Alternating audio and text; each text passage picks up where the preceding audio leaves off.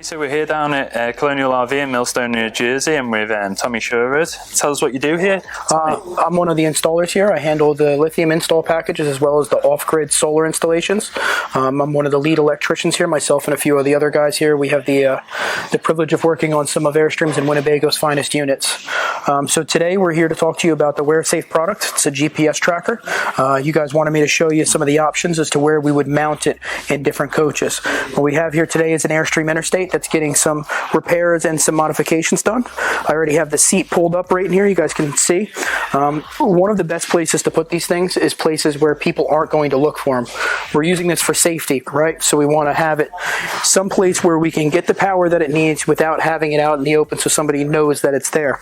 One of the best places to mount this where we can do both of that would be underneath the driver's seat on this here Interstate. We would pop the driver's seat up. We would mount this underneath.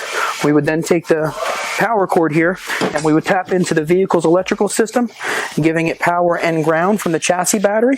So then that way there it's able to charge up every single time we start up the ignition. This is going to stay charged. It's going to have a good signal broadcast.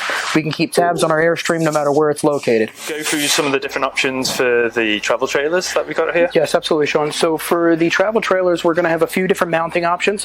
One of the easiest and the most popular solutions we're going to have is to actually mount it right up front here on the frame underneath, so it's out of the elements and out of sight, out of mind.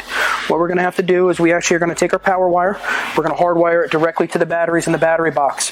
From there, we're going to come out of the pre-existing holes into the bottom of the frame, and it's going to get mounted up underneath by where your spare tire was. It's going to give it a nice spot to transmit from. It's going to keep it nice and out of the elements, and it's going to make it, again, out of sight, out of mind. The biggest thing with this is you don't want it easily removed. It's there for security. We want it there.